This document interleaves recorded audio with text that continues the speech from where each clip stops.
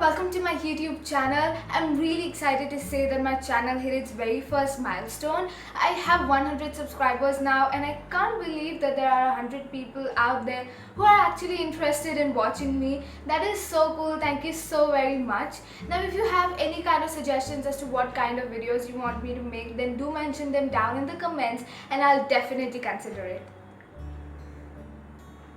So last week I gave a brief introduction to IELTS, but I think I failed to mention that I was only talking about the academic test and not the general training. So I covered the listening and reading section last week, and if you haven't already seen that video, then please go ahead and watch it, and then you can come back and watch this video. I did receive a positive response after my last video, especially on Facebook, and I'm really happy that I was able to help you guys somehow. Now, the only reason that I decided to make this video is because I got a really good score while I was not expecting that. I thought my performance was really bad and I was expecting a score of 5.5 or 6 in both reading and writing, but that was not the case. I got a 7 band score in both reading and writing. And I thought if I can get such a good score without much preparation, then why not help you guys achieve the score that you are aiming for. So in today's video, I will be discussing the writing and speaking topics. Apart from that, I will also be giving some general tips for the test. Now, also this video might be full of shocking confessions regarding my preparation and my test, so be prepared for that. Starting with the writing section, it contains 2 tasks. Now, you are given 1 hour of time to complete both the tasks. Generally, people suggest that you should take 20 minutes to complete your task 1 and then 40 minutes to complete your task 2. Now, keep in mind that task 2, that is the essay, has more, or I think twice the marks as task 1, so that should be your main focus. Now, most of the people attempt their task 2 first during their test and then they attempt the task 1. So if you aren't already implementing that method, then please go ahead and do so. It is very helpful. Also keep in mind that you are required to write at least 150 words in task 1 and 250 words for task 2. If you don't meet that word limit requirement, then you might end up losing marks. So the writing test is marked on 4 criteria. They are task achievement, coherence and cohesion, lexical resource and grammatical range and accuracy. Now make sure you meet all these requirements or criteria in order to get good marks. So for task achievement, the examiner will try to see as to how well you've responded to the question or the problem. Make sure that your content is relevant to the topic and don't go off topic because you may end up losing marks. Cohesion and coherence is the second criteria that you are going to be marked on. Here the examiner will see how well you are able to put your ideas across.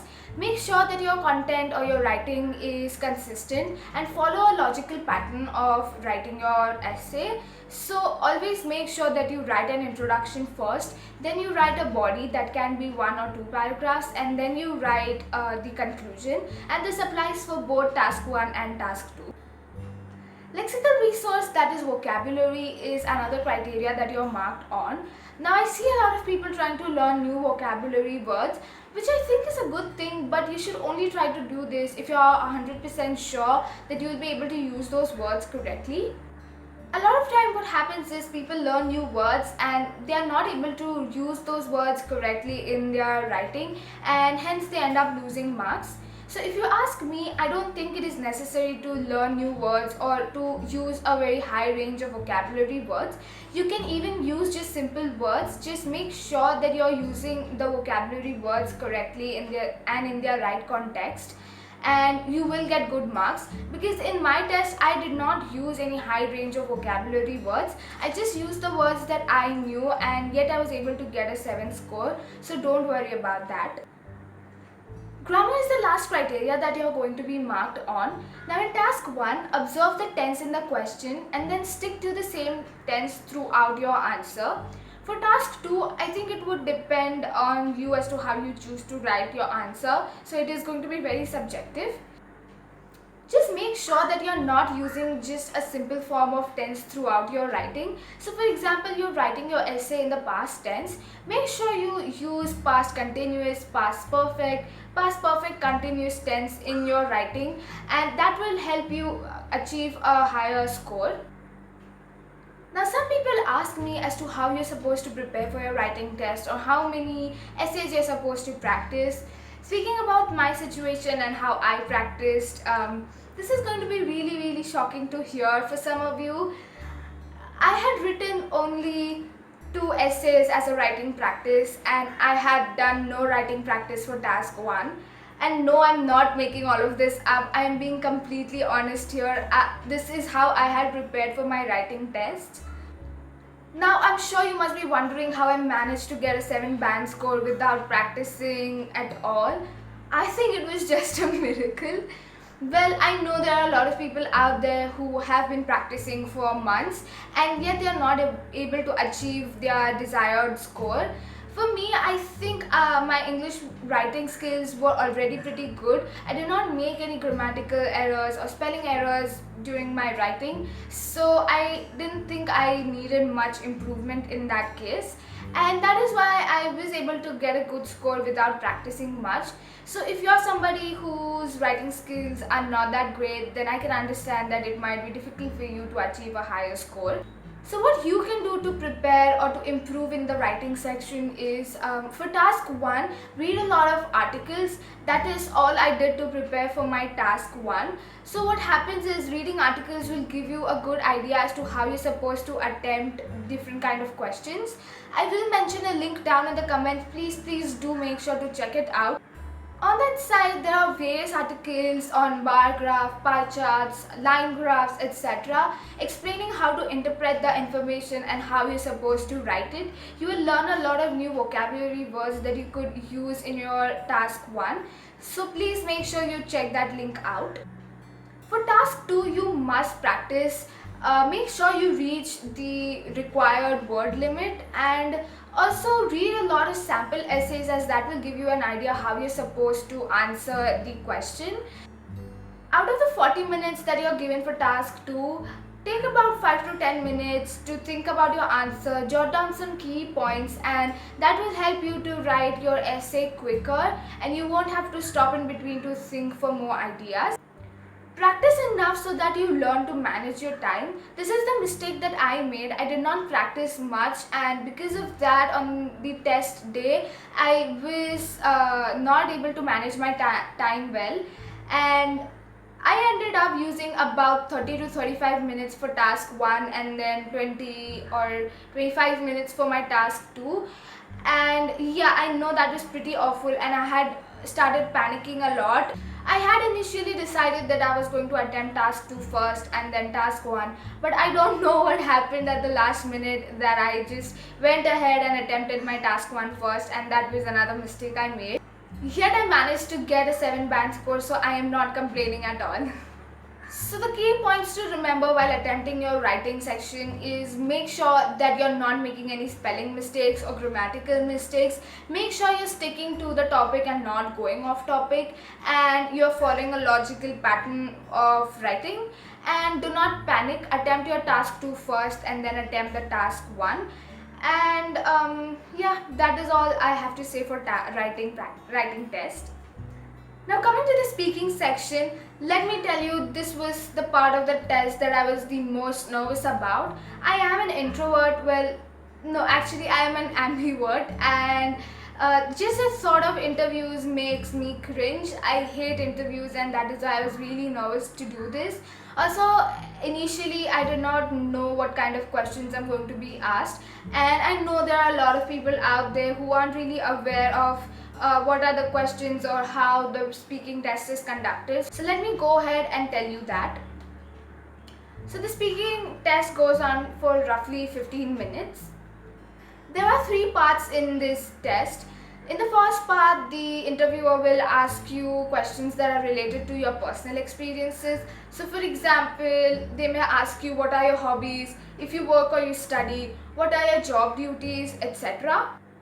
You don't have to give really long answers in this section. Keep your answers short and precise. I think a 2 to 3 sentence answer should be more than enough.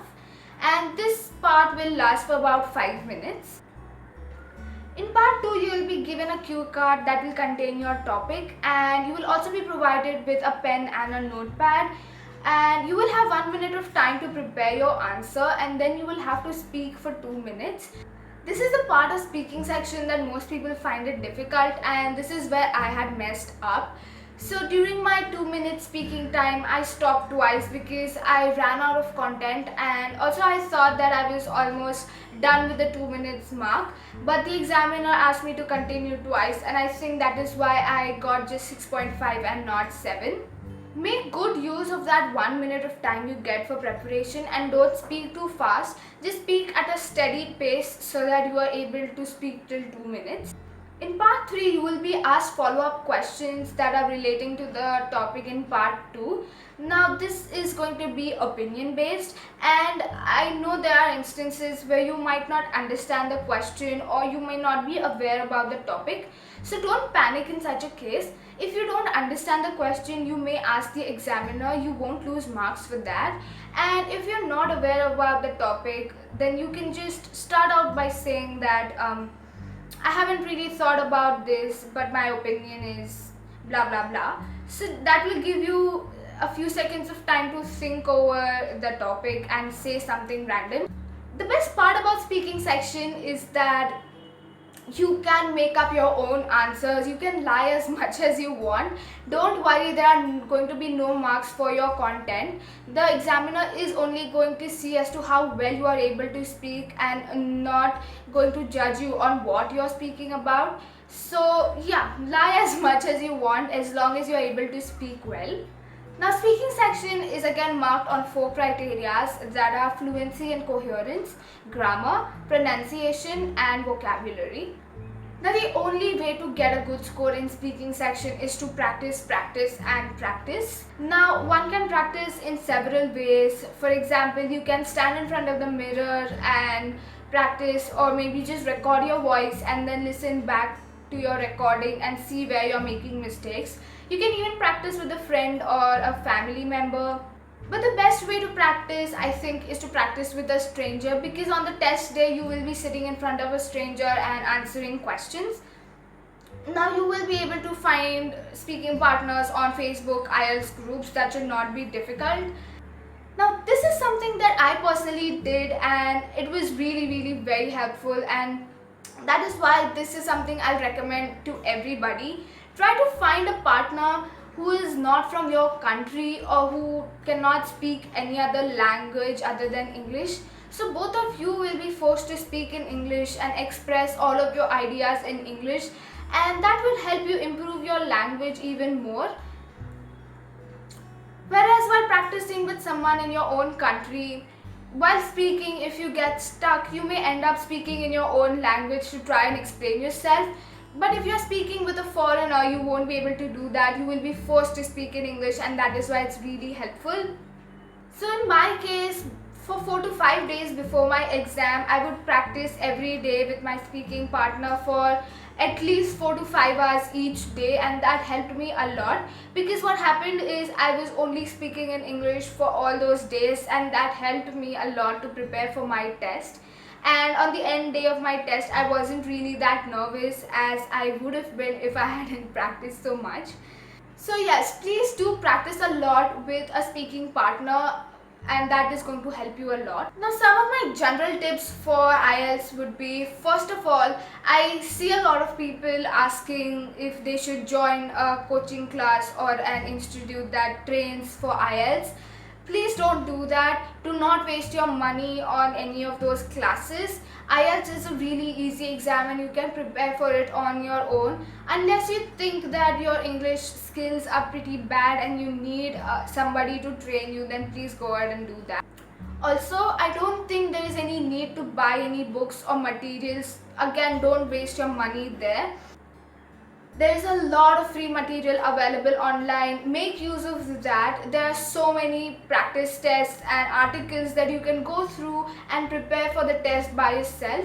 So I don't think there's any need to buy any books. Now another frequent question that I see people asking is how much time you should take to prepare for the test.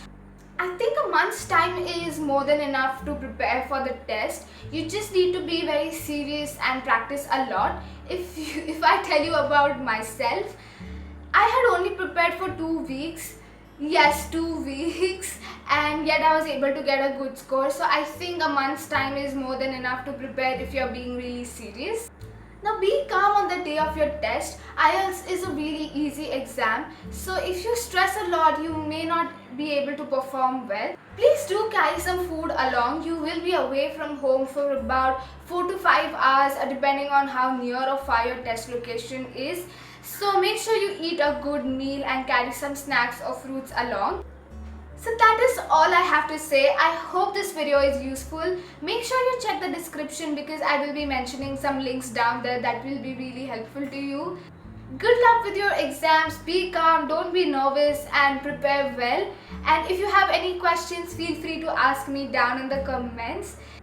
If you like this video, don't forget to give it a big thumbs up. Share this video with all of your friends who are preparing for their IELTS. Hopefully this will be useful to them. And I will see you guys next week. Bye guys.